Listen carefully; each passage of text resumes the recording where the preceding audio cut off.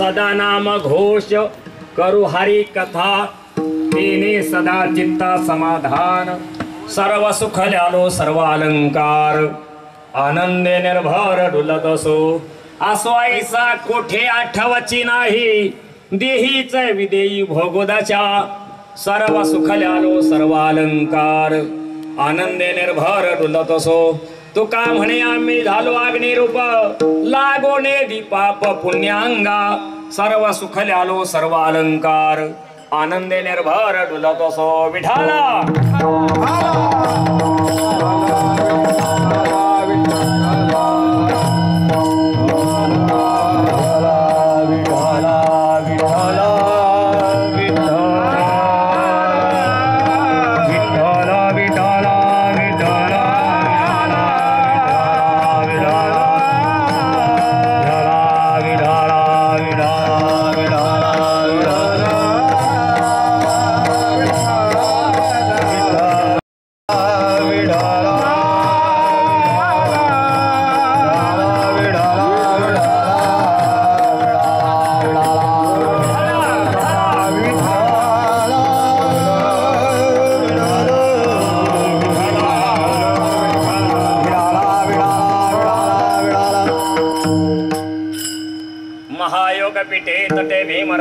वरम पुंडरीकाश दातुम मुनींद्रे समागत्य तिष्ठन्तमानंद कंदम परब्रह्मलिंगम भजे पांडुरंग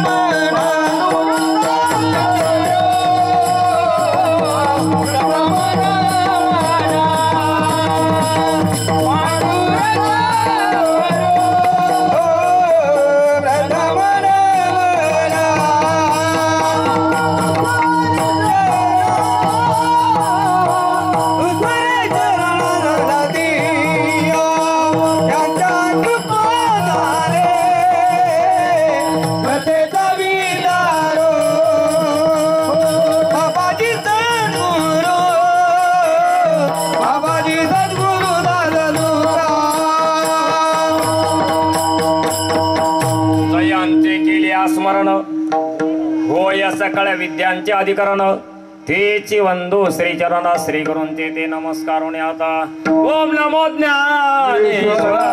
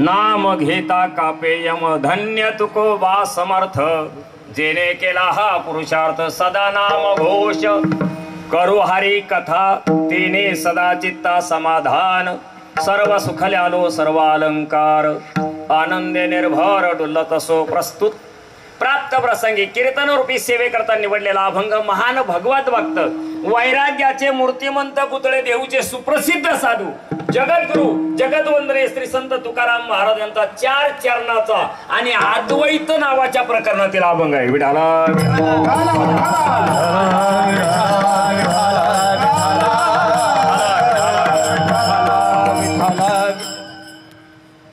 हे पहा, कोणताही कार्यक्रम म्हणल्यानंतर त्याची थोडी तरी प्रस्तावना असतीच. आज या ठिकाणी आम्हाला सर्वांना माहिती आहे, संत श्रेष्ठ तुकाराम महाराज सामाजिक संस्था जुईनगर रजिस्टर नवी मुंबई आयोजित अखंड हरिनाम सप्ताह ग्रंथराज ज्ञानेश्वरी पारायण गणेश मैदान सेक्टर 25 जुईनगर वर्ष 13वे. किती वर्ष आली? 13 वर्ष आली. 13व्या वर्षातलं हे 3ऱ्या दिवसाचं कीर्तन आहे आज. कितव्या? या ठिकाणी ज्यांच्या मार्गदर्शनाने हा कार्यक्रम सुरू आहे ते हरिभक्त परायण बलबीर महाराज जाधव आणि गुरुवर्य पांडुरंग महाराज घुले यांच्या मार्गदर्शनाखाली आणि आम्हाला सर्वांची प्रेरणास्थान असणारे रंगनाथ कारभारी आवटी नगरसेवक जुईनगर नवी मुंबई आणि त्याबरोबर जालिंदर आवटी साहेब अध्यक्ष, काळोराम मेहत्रे उपाध्यक्ष, मच्छिंद्र रोडे सचिव, संतोष गायकर आणि आत्मारामजी सूर्यवंशी आणि त्याचबरोबर बाळासाहेब जैनभाऊ शिंगोटे आणि आजचं ज्यांचं सौजन्य काय आहे? कीर्तन सौजन्य. कीर्तन सेवा ज्यांच्याकडे आहे ते हरिभक्त परायण मच्छिंद्र शेठ रोडे, आत्मारामजी बाळासाहेब शिंगोटे. आणि हे एकाचा खेळ नाही, नोये हा एकल्याचा खेळ म्हणून मेळ मेळविला. तुमच्या आमच्या सर्वांच्या सहकार्याने चालू असलेला हा नामयज्ञ आहे आणि या नामयज्ञामध्ये आमचे आळंदीकर गुरुबंधू मंडळी, गायक वादक सगळे आता पेटी मास्तर असतील, विनेकरी बाबा असतील आणि हे माझे अध्यक्ष कार्यक्रमाचे वाळून साहेब, असे अनेक जण आहेत. अजून पुढं अनेकांची नावं घ्यायचीच आहेत. टप्प्याटप्प्याने घेऊ आपण. चला, म्हणून या तुमच्या आमच्या सर्वांच्या सहकार्याने हा या ठिकाणी कीर्तन सेवेचा योग. वास्तविक पाहता ज्ञानोबारायांचा समाधी सोहळा आहे का नाही? ज्ञानोबारायांचा समाधी सोहळा कालच झाला. थितीचं मागं पुढं झाले ते सगळं, पण ते आपल्या हातात नाही. थिती ही आपल्या हातात नसते. म्हणून ज्ञानोबारायांचा समाधी सोहळा त्या योगाने हा आपला नामयज्ञ आणि जगद्गुरु संत तुकाराम महाराजांचा अभंग. आता आपल्याकडे वेळ फार कमी आहे साहेब, काय म्हणून वेळ कमी जरी असला तरी कमी वेळात सुद्धा आपल्याला पुढे जाता येते. गाडीचा वेग वाढवल्यावर काय होईल? जाईल. फक्त ट्रॉफिक नाही लागली पाहिजे मध्ये. आता इथं काही लागायचे काही प्रश्न नाही.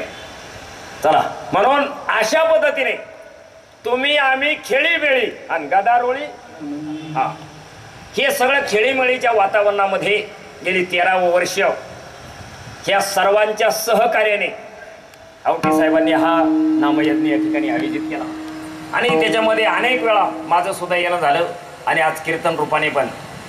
म्हणून सर्वांच्या सहकार्याने आणि सर्वांच्या मार्गदर्शनाने आणि विशेषत्वाने सर्वांच्या झटण्याने, नुसत्याच एकट्याने काही होत नाही. अन्नदान त्याला अनेक लोक कारणीभूत होते, कचरा टाकणारे, झाडणारे अनेक त्याच्यामध्ये असतात. या सर्वांच्या सहकार्याने हा नामयज्ञ या ठिकाणी आला आणि म्हणून तुकाराम महाराजांचा अत्यंत महत्वाचा या अभंगामध्ये जगद्गुरु संत तुकाराम महाराज म्हणतात, आम्ही सदा नामघोष केल्यामुळं, सदा हरिकथा केल्यामुळं आमच्या जीवनामध्ये सदा समाधान प्राप्त झालं.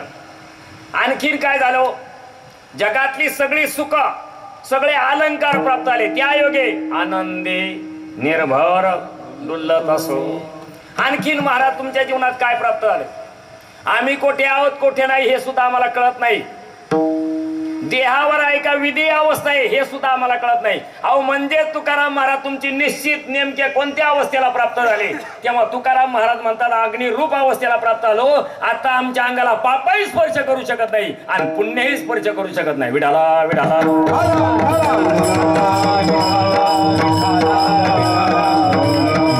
विठाला महाराजांच्या अभंगाचा सरळ सरळ अर्थ अद्वैत नावाचं प्रकरण आहे. हा अद्वैत म्हणजे काय माहिती का? अ म्हणजे नाही. हा जसं म्हणतात ना अपक्ष. काय अपक्ष म्हणजे काय? अ म्हणजे नाही. अ शब्दाचा अर्थ नाहीये आणि पक्ष पुढं काय राहिला? हा कोणत्याच पक्षाचा नाही. तसा अ म्हणजे नाही अद्वैत. आणि द्वैत या अभंगामध्ये कुठल्याच प्रकारचं द्वैत नाही. हा अभंग कुठेही बसतो. विठाला विठाला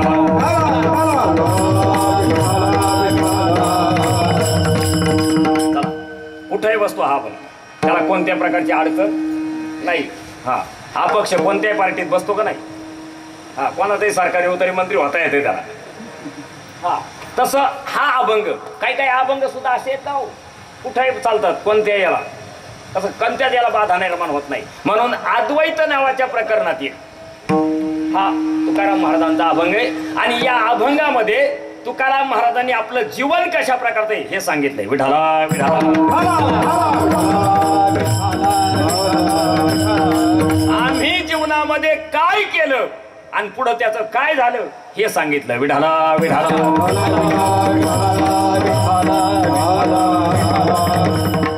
आता इथं आपण एकच करायचं. जेव्हा जेव्हा विठ्ठल विठ्ठल भजन येईल सांगायची गरज नाही. आता सांगू सगळं आम्ही थकलो पहिल्यापासून बऱ्याच वेळा. हा चला म्हणून अखंड हरिनाम सप्ताह म्हणजे काय? अहो त्याचा सरळ अर्थ असा आहे. सरळ बाजूने फक्त उच्चार करायचा, अर्थ उलट्या बाजूने घ्यायचा. हा तुम्ही सरळ अर्थ लागतच नाही. बघा तुम्ही वाचताना सरळ वाचायचं अखंड हरिनाम सप्ताह आणि अर्थ करताना मागच्या बाजूने पुढे यायचं. 7 दिवसामध्ये हरीचं नाम अखंडपणे घेणे म्हणजेच अखंड हरिनाम सप्ताह. विठाला विठाला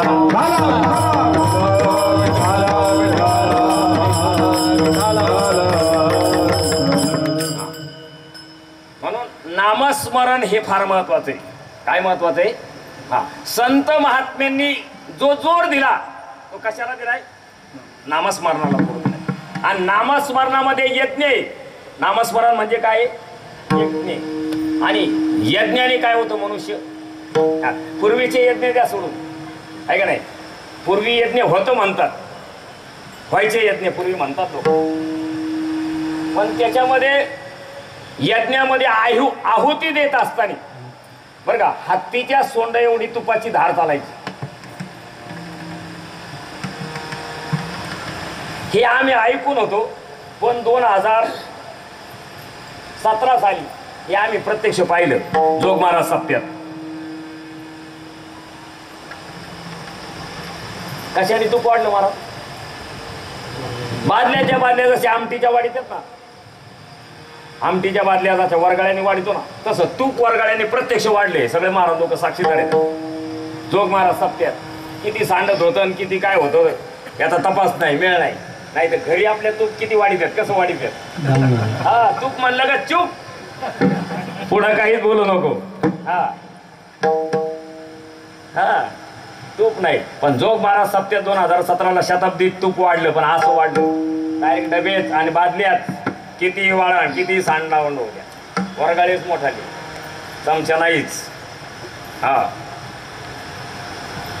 ते जोग महाराज आहे का नाही, त्यांची शताब्दी होणे म्हणजे सोपी गोष्ट नाही ना. हा आणि मग यज्ञ म्हणतात त्याला. यज्ञाने काय होतं? यज्ञाने ट्रान्सफर होती. काय होती? यज्ञाने ट्रान्सफर होतं. हा पूर्वी एक माणूस असायचा बघा. चला सांगतो तुम्हाला आठवलं म्हणून एक प्रकरण महाभारतातलं. महाभारताच्या काळामध्ये एक माणूस होता ट्रान्सफर. तो कुठं काय चाललाय सांगायला माणूस होता. स्वर्गात काय चालले, मृत्यू लोकात काय चालले, पाताळात काय चालले, वैकुंठ लोकात काय चालले, त्यासाठी एक माणूस होता नेहमी. जसं आता काही काही माणसं आहेत ना, या पक्षात काय चालले, त्या पक्षात काय चालले, त्या पक्षात काय चालले, या मधली काही माणसं असतात टीव्हीला पाहतो ना आपण. असा एक व्यक्ती होता. तो तिथून येऊन सांगायचा कोणाचा बाप कुठे गेलाय, कोणाची आई कुठे गेली, ती स्वर्गात आहे का मृत्यू लोकात आहे, असा एक माणूस होता. काय नाव त्याचं, काय नाव त्याचं? हा, नारद महर्षी त्याचं नाव. नारद महर्षी नरकात गेले, पुढं नरक लोकांमध्ये गेले आणि तिथं धर्मराजाचा बाप होता, कुठं नरकामध्ये. ती येऊन धर्मराजाला सांगितलं त्याने. कोणी?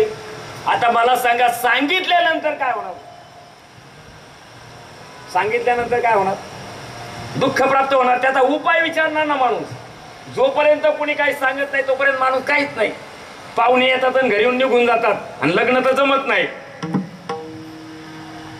आणि मग माणसाच्या लक्षात आलं, मग कोणाला तरी विचारायला जावा आणि विचारलं का तो सांगतो हा विधी कर, मग ते करावाच लागतो कुठेही जाऊन, आहे का नाही?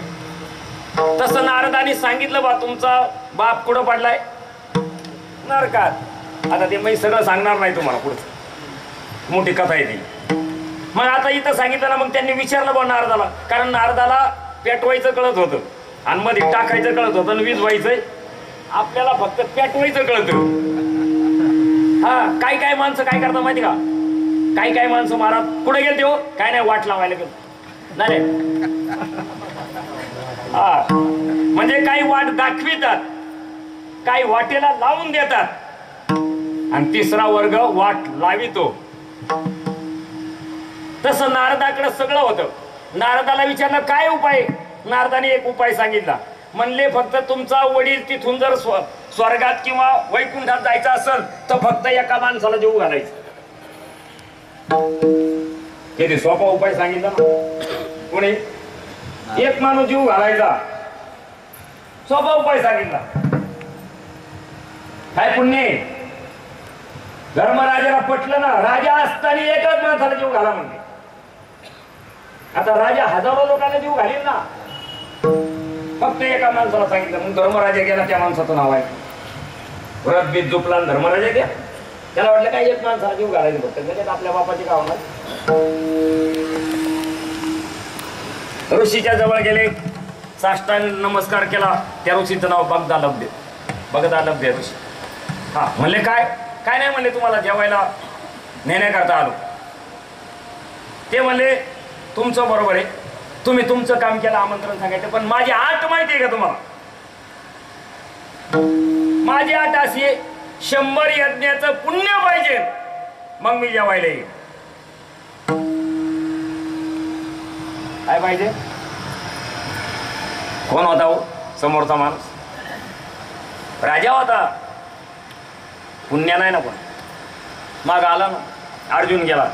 प्रश्न तोच, तिकडून त्यांनी तोच प्रश्न विचारला. 100 यज्ञाचं पुण्य पाहिजे. भीम गेला, नकुल सहदेव गेले, सगळे बसले चिंतेत. कशामुळं? कशामुळं? अहो, आपला बाप पुढे, हा, ज्याचा उपाय कळाला पण तो जेवायला येत नाही ना. कशामुळं चिंता करत बसले? उपाय कळाला आणि तिथपर्यंत आपण गेलो, पण आपल्याच्याने काय होत, चिंताक्रांत झाले. आता करायचं काय? कळालं नसतं तर भाग वेगळा होता ना. उपाय पण कळा. मग त्यांची असणारी बायको कोण, हा, तिने आपल्या 5 नवऱ्यांकडे पाहिलं. ते म्हणे 5ही पती चिंताक्रांत आहे. कारण काय? तिने काय केलं माहिती का? काहीच नाही केलं. त्यांना सुद्धा काय विचार नाही. तिला कारण कळालं, कारण हे 5ही जण जात होते ना आधी. ती हे फक्त रथात गेले आणि ती फक्त पायी गेली. मी कोणाकरता सांगतोय? गाडीत बसून पंढरपूरची वारी करणाऱ्या करता. आपण पायी वारी करणार आहे. हा, हे रथात बसून गेले 5 जण आणि ती पायी गेली. कशी गेली ती? फक्त तिने हातात माळ घेतली आणि पदराची आड धरली आणि गेली तिथं. तिने सांगितलं ऋषी जेवायला या, चला तुम्हाला न्यायला आले मी. ते म्हणले 100 यज्ञाचं पुण्य पाहिजे. तिने फक्त माळ काढली वर पदराच्या आड, जी माळ होती ना पदराच्या आड, ती हातात घेतली अशी दाखवली त्यांना. आणि हस्तिनापुरापासून तर त्या पर्णकुटीपर्यंत 100 पावलं मोजून आली ती. किती किती? नाम घेता वाट चाली यज्ञ पाऊला पाऊली, यज्ञ पाऊला पाऊली, यज्ञ पाऊला पाऊली, यज्ञ पाऊला पाऊली.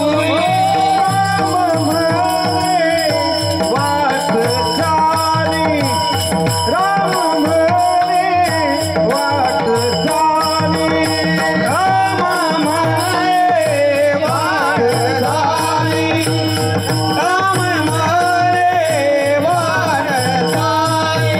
यज्ञ पाऊला पाऊली, यज्ञ पाऊला पाऊली हो. धान्य धान्य तेजरीर हा, धान्य धान्य तेजरीर. यज्ञ पाऊला पाऊली, यज्ञ पाऊला पाऊली हो. धान्य धान्य तेजरीर, धान्य धान्य तेजरीर.